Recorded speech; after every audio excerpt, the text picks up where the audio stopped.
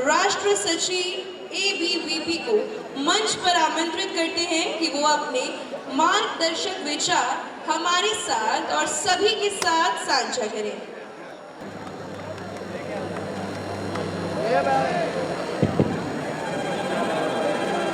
सबसे पहले आप सभी को मेरा नमस्ते, प्रणाम, जय हिंद। और अपनी बात रखने से पहले इस प्रांगण में जितने भी लोग उपस्थित हैं, मैं एक बार सबकी उपस्थिति दर्ज कराना चाहती हूँ। हम भारतीय हैं, ये हमारा परिचय है और उस उपस्थिति को आप सभी के बीच होना चाहिए। एक बार मेरे साथ भारत माता की जय का उद्घोष करेंगे और मुझे लगता है कि जितने भी विद्यार्थी, जितने भी युवा साथी यहाँ पर बैठे हैं, अपने अपने स्थान पर एक बार सभी को भारत माता की जय का नारा मेरे साथ लगाना है। बोलो बोलो भारत माता की, भारत माता की, भारत माता की, वंदे वंदे।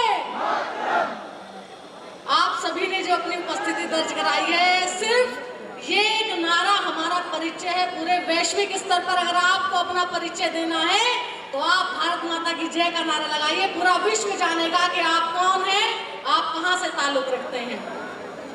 सबसे पहले ज्ञान की देवी मां सरस्वती के चरणों में नमन करती हूँ, वंदन करती हूँ। ज्ञान का मंदिर है, विद्या का मंदिर है और इस भव्य कार्यक्रम को आयोजित करने के लिए IIMT परिवार का मैं पुनः धन्यवाद करती हूँ। आप सभी का स्वागत, अभिनंदन करती हूँ।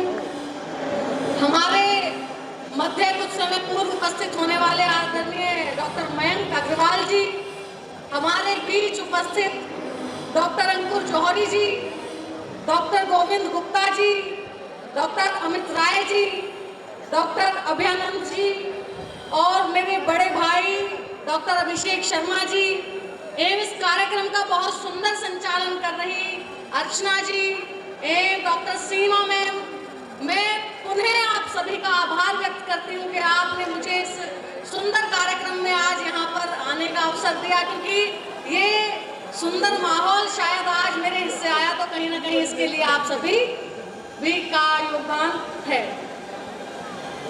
मुझे लगता है कि आज जो कार्यक्रम यहाँ पर हो रहा है, इसकी भव्यता और सुंदरता को आप लोगों के बीच रखने की आवश्यकता नहीं है, क्योंकि बहन ने कार्यक्रम जैसे प्रारंभ हुआ तो बहुत सुंदर प्रस्तुति उन्होंने दी। हमारे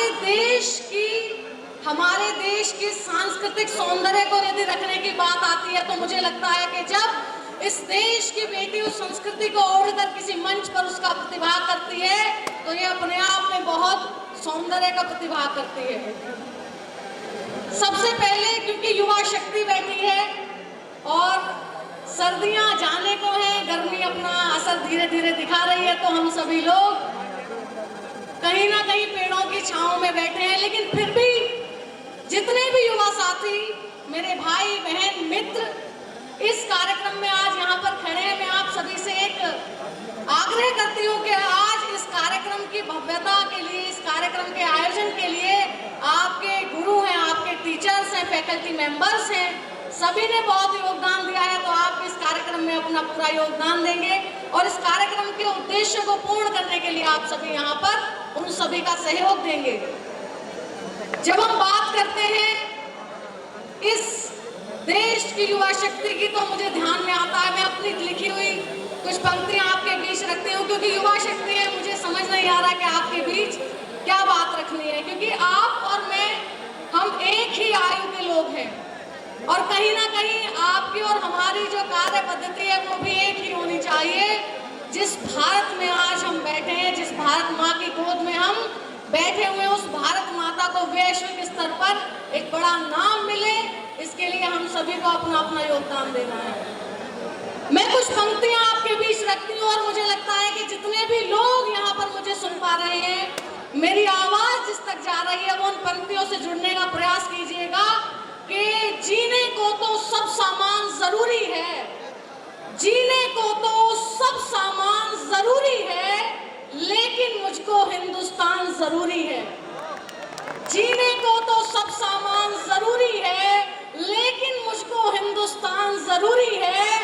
और भाषाएं तुम लाख पढ़ो और याद करो, भाषाएं तुम लाख पढ़ो और याद करो, लेकिन हिंदी का सम्मान जरूरी है।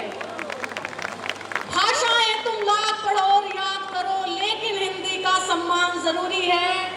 और कैसी भी संगत में जाकर बैठो तुम, ये इस देश की सभागार में उपस्थित युवा पीढ़ी को समर्पित करती हूँ कि जीने को तो सब सामान जरूरी है, लेकिन मुझको हिंदुस्तान जरूरी है। और कैसी भी संगत में जाकर बैठो तुम, लेकिन याद रहे ईमान जरूरी है, लेकिन याद रहे ईमान जरूरी है। और इस कार्यक्रम में मेरी बहनें बैठी हैं, नारी शक्ति का प्रतिनिधित्व कर रही बहुत सारी माताएं बहनें यहाँ बैठी हैं। 4 पंक्तियां मैं उनके लिए रखती हूँ, सुनिएगा कि इस देश ने क्या दिया है। इस देश को अपने खून से सींचने वाली वीरांगना इस देश की मिट्टी ने दी है। जब हम बात करते हैं तो हमारे ध्यान में आता है कि रानी लक्ष्मीबाई ने इस देश के लिए क्या बलिदान दिया है। लेकिन दोस्तों, इस देश में ऐसे बहुत सारे वीर वीरांगनाएं रही हैं जिन्होंने अपने रक्त से इस देश की मिट्टी को सींचा है। जब हम युवाओं की बात करते हैं तो हमारे ध्यान में आता है भगत सिंह का वो चेहरा जो अल्पायु में फांसी के फंदे को चूम गया था। आज हमारे पास जो परिस्थितियां हैं, जो माहौल हमारे पास है, जिस आजादी में आप सांस ले रहे हैं, ऐसे ही नहीं आई है दोस्तों। इस आजादी के लिए, इस माहौल के लिए बहुत सारे लोगों ने अपने प्राणों का बलिदान दिया है। कहीं ना कहीं उन सभी को समर्पित करते हुए और यहाँ बैठी माताओं बहनों को समर्पित करते हुए और अपने व्यक्तित्व का परिचय देते हुए मैं 4 पंक्तियां कहती हूँ कि महादेवी वर्मा की सोच हूँ मैं, महादेवी वर्मा की सोच हूँ मैं, रानी लक्ष्मीबाई का जुनून हूँ मैं। महादेवी वर्मा की सोच हूँ मैं, रानी लक्ष्मीबाई का जुनून हूँ मैं। नारी की विकट स्थिति पर उबाल मारता खून हूँ मैं, और मैं नारी का वो रूप नहीं जो छिन्न भिन्न हो लेती हूँ। मुझको आता है गिरकर उठना, मैं भारतवर्ष की बेटी हूँ। मुझको आता है गिरकर उठना, मैं भारतवर्ष की बेटी हूँ। साथियों, आप सभी युवा हैं और आपको पता होना चाहिए कि इस देश में युवाओं की क्या भूमिका है।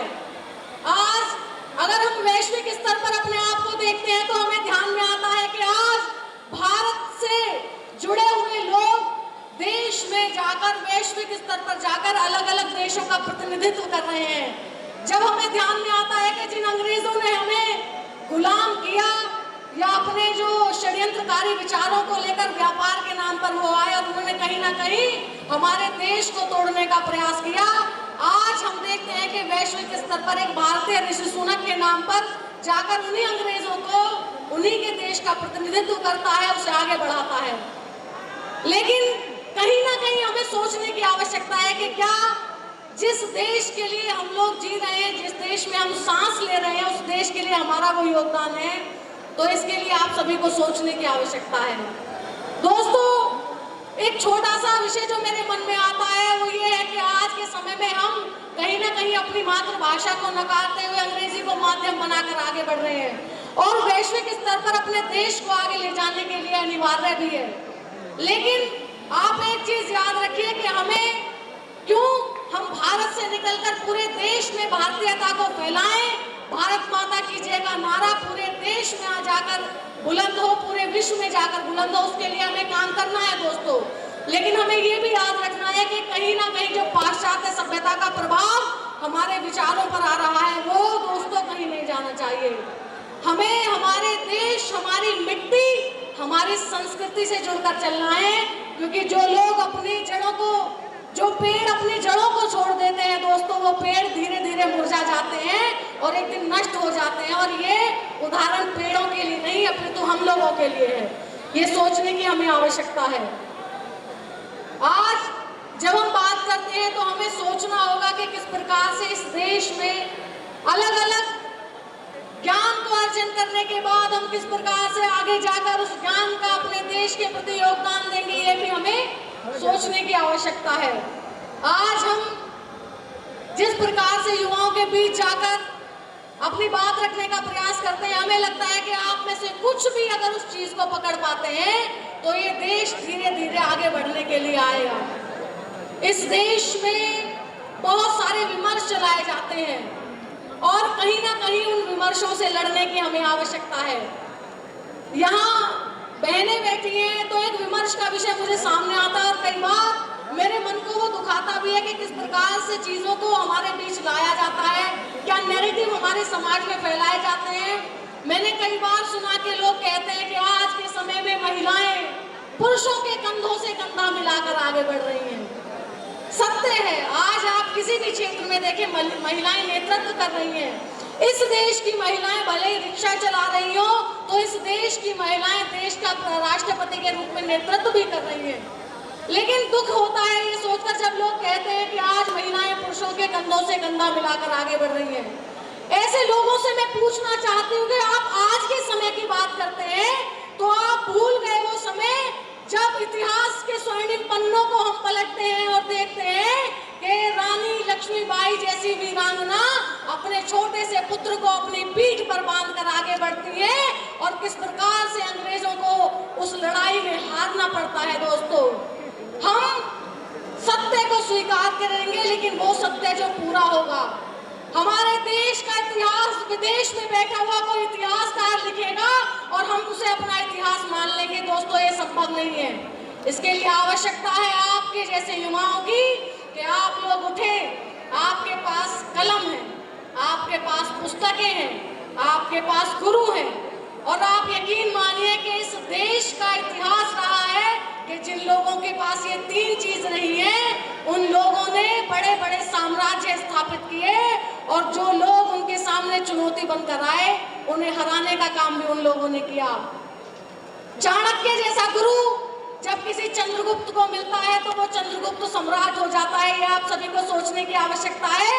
तो आप इस IIMT के चंद्रगुप्त बने और इस IIMT के जितने भी चाणक्य हैं उनका सम्मान करें। आप इस कैंपस को पूरे देश में इस कैंपस का नाम आगे बढ़े, इसके लिए आप प्रयास करते रहिए। और मुझे आशा ही नहीं अभी तो पूर्ण विश्वास है कि आज इस सभागार में मेरे समक्ष जितने भी लोग बैठे हैं, आने वाले समय में इस देश को विभिन्न विभिन्न क्षेत्रों में विभिन्न आयामों में दिशा देने का काम, गति देने का काम आप लोग करेंगे। इसी संकल्प के साथ, इसी आशा के साथ मैं अपनी वाणी को विराम देती हूँ। और मुझे दुष्यंत कुमार जी की वो पंक्तियां याद आती हैं जिन पंक्तियों के साथ मैं अपनी वाणी को विराम देती हूँ। कहीं ना कहीं महाकवि दुष्यंत कुमार जी ने कहा है कि सिर्फ हंगामा खड़ा करना मेरा मकसद नहीं, मेरी कोशिश है कि ये सूरत बदलनी चाहिए और मेरे सीने में नहीं तो तेरे सीने में सही हो कहीं भी आग लेकिन आग जलनी चाहिए, हो कहीं भी आग लेकिन आग जलनी चाहिए। जय हिंद, वंदे मातरम।